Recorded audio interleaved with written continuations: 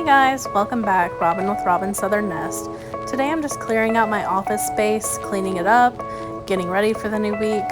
I dedicated a whole blog post about creating an effective workspace, and this is just something I like to do every now and again. It's just to clear it off, restyle it, and just get a fresh start. So I hope you guys enjoy.